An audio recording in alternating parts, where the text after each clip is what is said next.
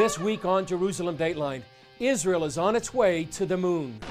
2, 1, 0, ignition. Israel is set to become the 4th country to make a soft landing on the moon. Plus, an historic economic forum brings Israelis and Palestinian business people together.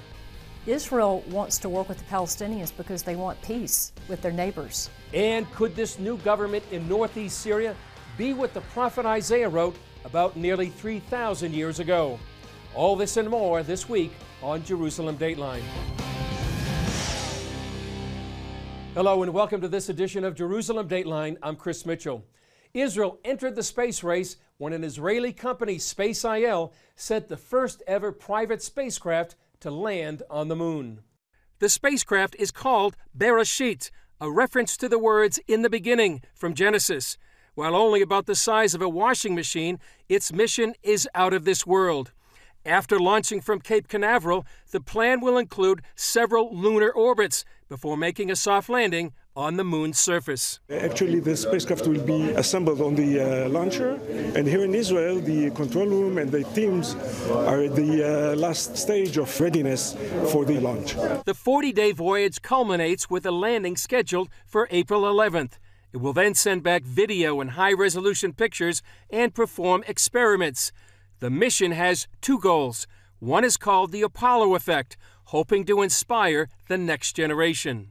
We want the Israeli kids and the Israeli youth, we want to encourage them to learn STEM subjects, science, technology, engineering, and mathematics, and we hope that the mission will create the effect and encourage them. The second goal is to promote the space industry here in Israel. I think we got it. One of the goals is already achieved. And Tebby says Spacecraft wants to show a small country with a small budget can join the prestigious moon landing club of the U.S., Russia, and China. Israeli President Reuven Rivlin calls the venture Zionism at its finest. The spacecraft is also bringing a time capsule, including a miniature copy of the Bible, along with Israeli national symbols, including the saying, Am Israel Hai, the people of Israel live. You can go to cbnnews.com for a link to watch the launch. As Prime Minister Netanyahu said, the launch of Spacecraft is an exciting first for the Jewish state. But here on Earth, the Jewish people are facing a resurgence in anti-Semitism that Netanyahu said parallels Israel's success. CBN News has been following and reporting on the growing trend of anti-Semitism across Europe. Lately, French protesters spoke out against what's happening in Jewish communities there.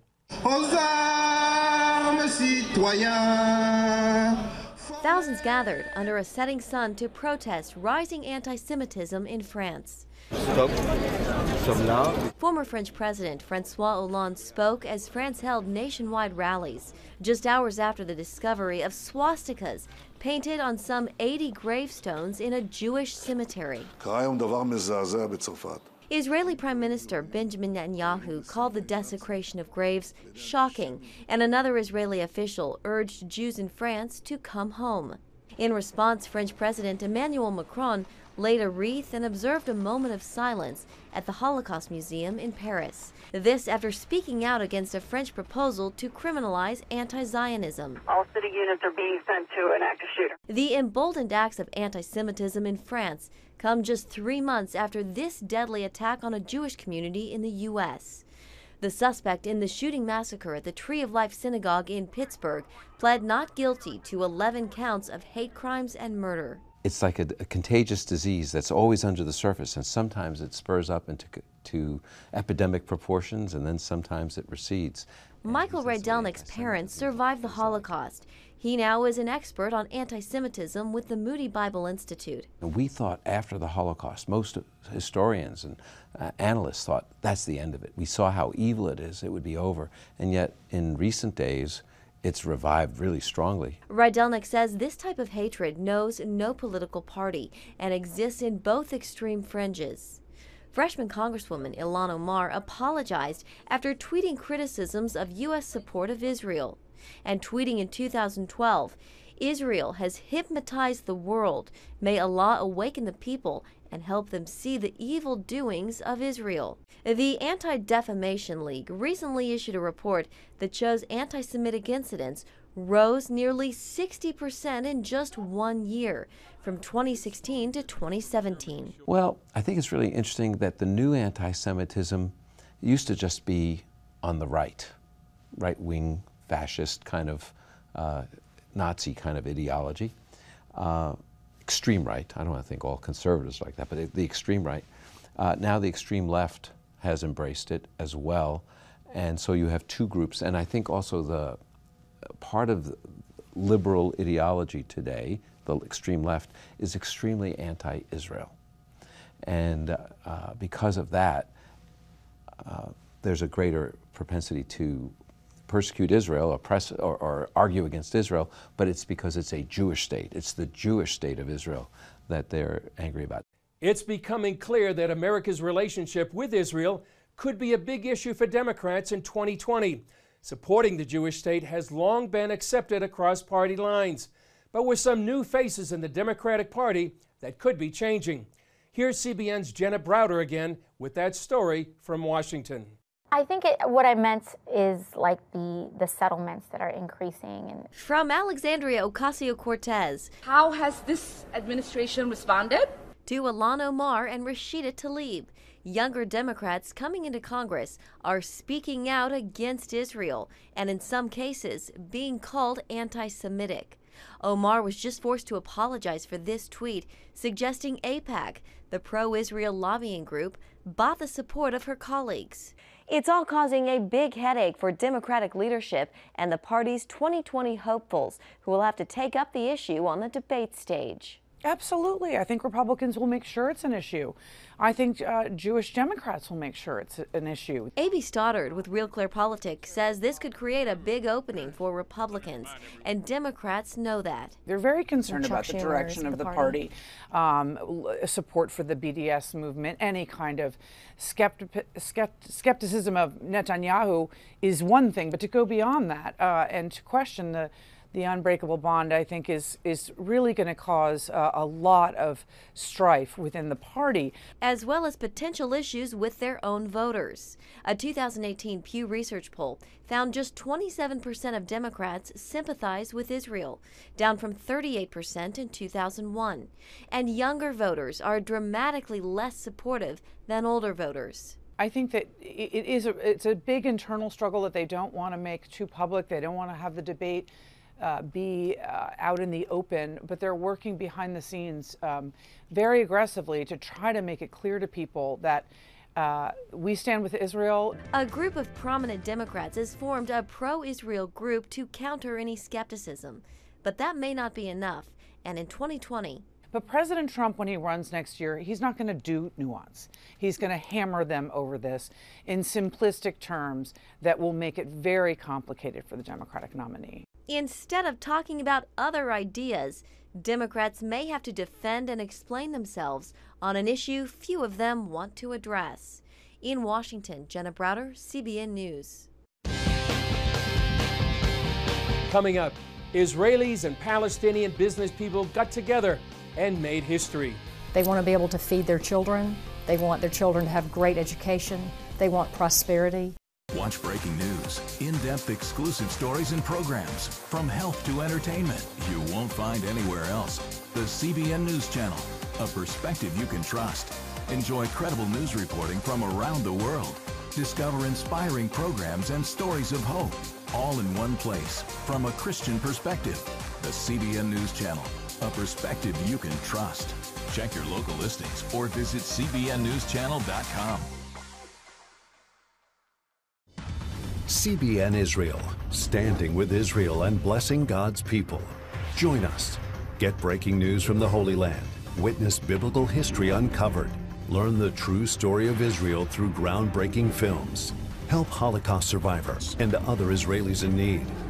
Be part of the redemptive story God is telling through His chosen people. CBN Israel. Together we will stand. Join CBN Israel today.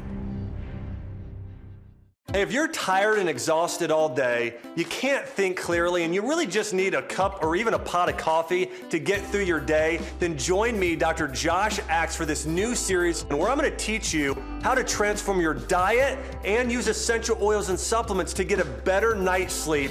Protect your sleep and live your best life with innovative information from 5 leading sleep experts. If you're not a great sleeper, you can do things to make yourself a great sleeper. If you're already a pretty good sleeper, you can enhance your sleep and be even better. Discover a sleep-enhancing bedtime routine, how to put insomnia to rest, learn how to relieve pain that disturbs sleep, and much more in Protect Your Sleep. Everything you do better with a good night's sleep. Wake up to your best life. Call 1-800-700-7000 to get your free DVD or booklet of Protect Your Sleep today. Don't miss out on this brand new series.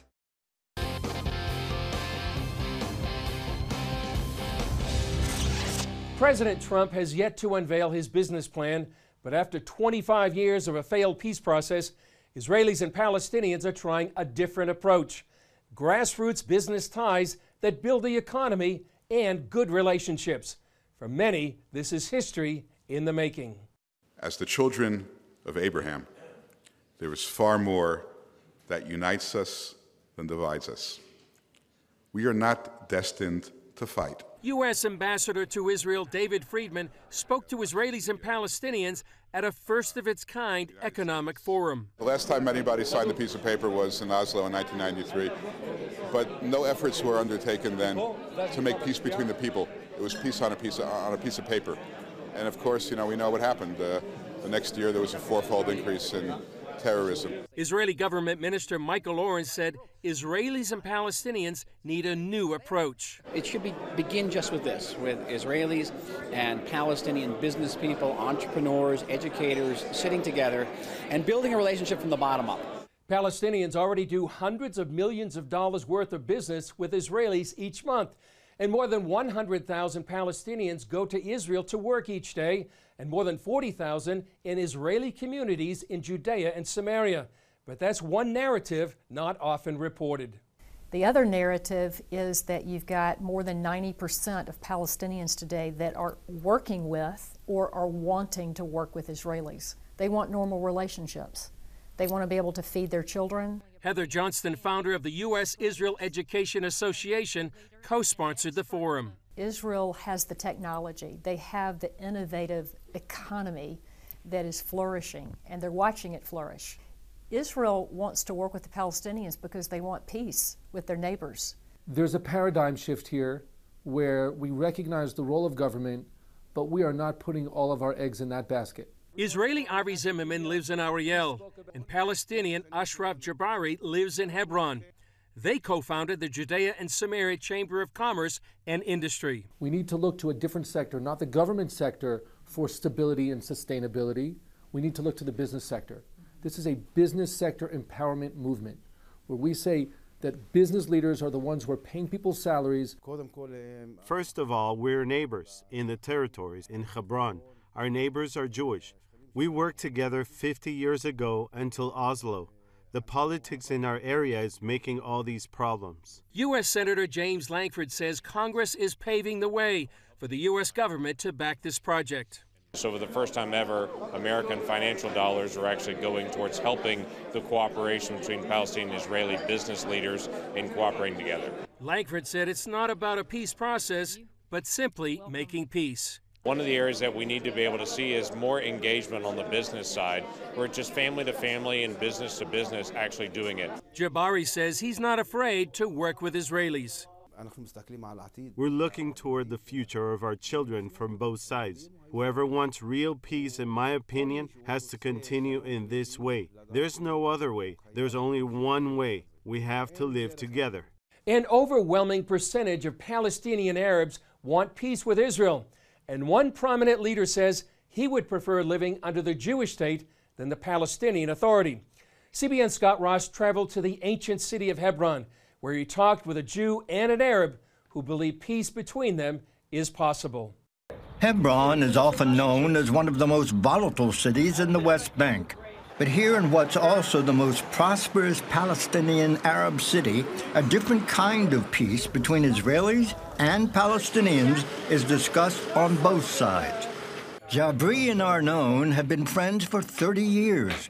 After our initial exchange, Jabri preferred to speak mostly in Hebrew. You two are friends. You're an Arab and he is a Jew. Yes. Why are you friends? He's our neighbor. Neighbors? Yes. And you get along together? Yes. So it is possible for Jews and Arabs to live together in friendship without any conflict? Yes, without any doubt. 30 years ago, we were working together, doing business together. Why don't more Jews and Arabs live as you live with your friend? Because of the politicians. More than 25 years ago, Israel opened the door for Yasser Arafat and the Palestinian Liberation Organization, or PLO, from Tunis by recognizing them as the sole representative of the Palestinian people in negotiations. Arafat and then Israeli Prime Minister Yitzhak Rabin signed the Oslo Accords on the White House lawn in 1993. Creating the Palestinian Authority out of the PLO to govern the Palestinians. The aim? To end the Israeli-Palestinian conflict and eventually establish a Palestinian state in biblical Judea, Samaria, and Gaza. Jabri says it hasn't worked. PLO. The PLO signed the Oslo agreements 25 years ago. Until today, we didn't reach peace. It's the opposite. We started with a very big problem. In the Oslo Accord, the Israeli government had brought the PLO to control the local population. And they said, you bring those people, the corrupted and the terrorists, to control us. Why? I feel ashamed about that. We disappointed them, we betrayed them. What did the PLO think of you? I don't care what the PLO thinks about me. What's important for me is how we can all live together in this area, in the state of Israel. If we follow their way, we won't have peace even in the next 50 years. And he says there has to be another way. How will we live together?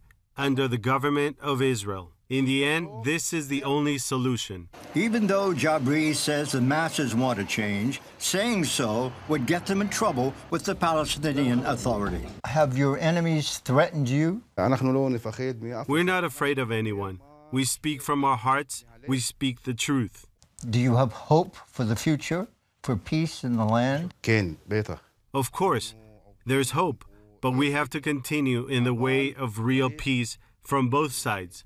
The problem between us is a political problem. Jabri, who is a businessman, and other Palestinian and Israeli businessmen have ideas about how to make person-to-person relations work, and they want the world to help.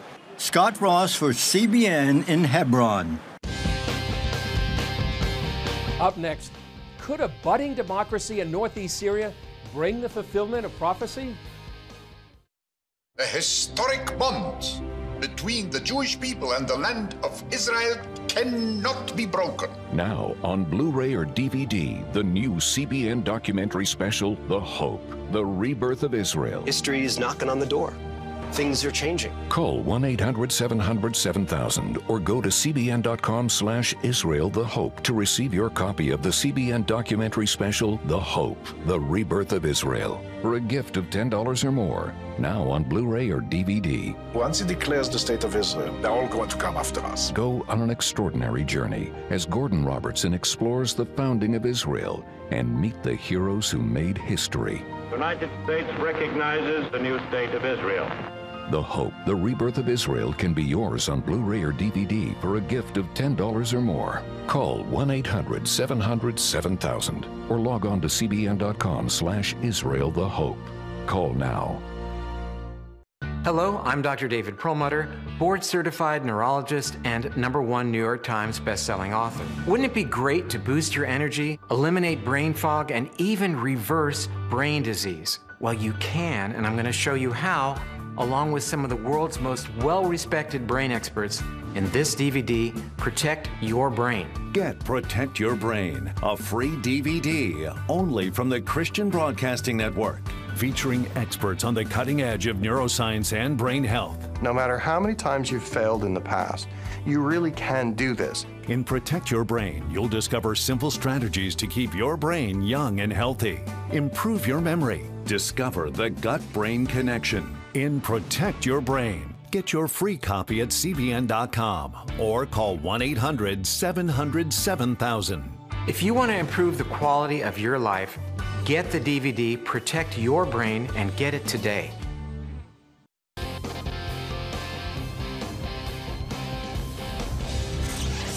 For decades, Israel has been the only true democracy in the Middle East. Now, a new effort is underway in northeast Syria. It's based on equal rights and religious freedom. But this new democracy could be short-lived if U.S. forces leave the area.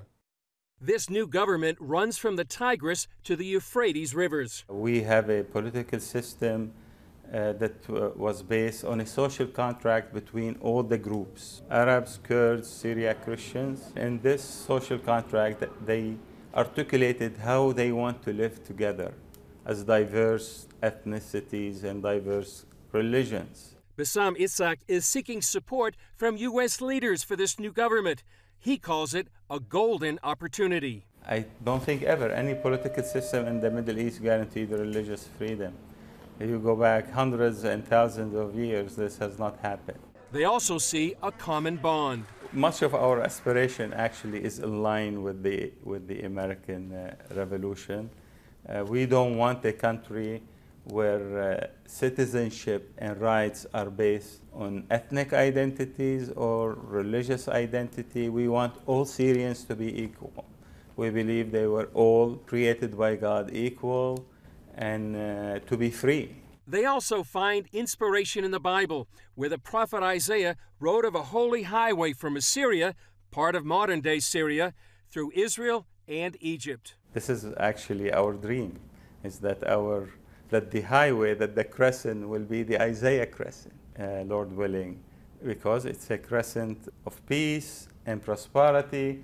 And according to Isaiah, when this Isaiah crescent is established, it will be a blessing for the whole earth. So we are really yearning for the Isaiah crescent. Yet, he says, they need protection so this dream and democracy can stay alive. Ishaq says he wants to tell President Trump the existence of Christians there hangs in the balance given surrounding threats. So I would say to him, Mr. President, God is entrusting you. God has entrusted America with power and ability. Please seek God, ask God before you make the decision, so that Christianity is not eradicated from Syria and from historical Mesopotamia.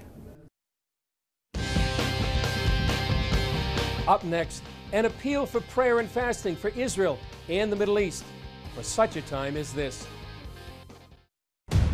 Prophecy thousands of years old. We were called to be a light to the world. Being fulfilled today. Discover how. Get to life. Call 1-800-700-7000. We consider it our duty to reach out and help others around the world. For a gift of $10 or more, you can own the acclaimed CBN documentary To Life. Just call 1-800-700-7000 or log on to cbn.com. To treat a human, no matter what he is, which religious he have, which color he is, this is what I'm doing. See how the people of Israel are fulfilling prophecy. History is being written, and I want to be a part of it. By sharing their knowledge. In Africa, in Asia, in South America, in East Europe. And their love. This is how we work. This is us. Get to life. Call 1-800-700-7000 or log on to cbn.com. How'd you like to get a redo on your health, on your body, on your arteries, so you could have the energy you had 20 years ago? The great news is you can. I'm Dr. Mike Roizen, chair of the Wellness Institute at the Cleveland Clinic. I've written 4 New York Times bestsellers. But even better than having to read all that, you can listen to this DVD and watch it. Protect your heart? Yes, you can. Here's how. Go to CBN.com or call 1-800-700-7000 for your free copy of Protect Your Heart. Let the medical experts show you their new discoveries on how to avoid heart disease and even reverse it. Easy steps to uncover the hidden dangers in your medicine cabinet, reduce stress, and get a complete do-over for your health. Call 1-800-700-7000. That's 1-800-700-7000. Or go to CBN.com to claim your free copy of Protect Your Heart.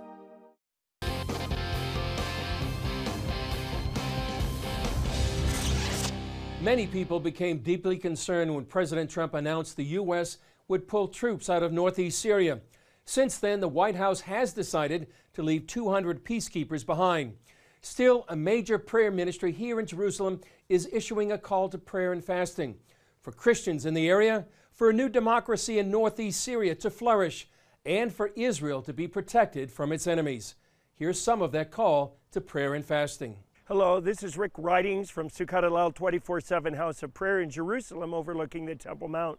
There's some urgent developments here in the Middle East that are so important that we believe decisions will be made in these next 2 months that could affect the destiny, the fate of millions of people in this region, and even the future of Israel. These decisions are so important that we're calling for a united time of prayer and fasting in the style of Queen Esther. We would like to ask for this to begin on Friday, March 1st. We ask you to pray in 3 areas. The first of these is for northeast Syria. An amazing development has happened there, and a democracy has emerged that is representing all the peoples. It's even encouraging the participation of women. It is very committed to the protection of the Christians and of the Kurdish people of that region, that there be no genocide. A second area of prayer, when President Trump announced the decision to pull out troops from northeast Syria, immediately 3 of those countries from which I saw highways, Turkey, Russia, and Iran, put their focus on northeast Syria. Iran would like to build a land bridge that could even allow them to come against Israel. All 3 of these nations have the potential, if they are in complete control in that area, to allow a genocide of the Christians and of the Kurds of that area. Thirdly, here in Israel, we are having elections on April 9th. President Trump has announced that they would postpone the announcement of their peace plan for the Middle East until after these elections. This gives us a little more time to pray. And we would encourage you to pray and believe together with us that any kind of evil counsel that would seek to divide up the land of Israel, that would bring judgment according to Joel chapter 3, would be thwarted. We believe that God is absolutely sovereignly in control, as in the days of Esther, but he uses us. And so we encourage you to pray in whatever way, pray and to fast in whatever ways the Lord may lead to during 3 days starting on March 1st. Agree with us for God's purposes to prevail for northeast Syria, for Israel, for this region, so that the kingdom of God may progress and go forward, and that the people may be protected sovereignly, even as they were in the time of Esther. Please join in this call, if you can, to fast and pray for God's purposes here in Israel and throughout the Middle East. The stakes are very high. And if you do fast, please check with your doctor if necessary. Well, that's all for this edition. Thanks for joining us. Remember, you can follow us on Facebook, Twitter, Instagram, and YouTube. I'm Chris Mitchell. We'll see you next time on Jerusalem Dateline.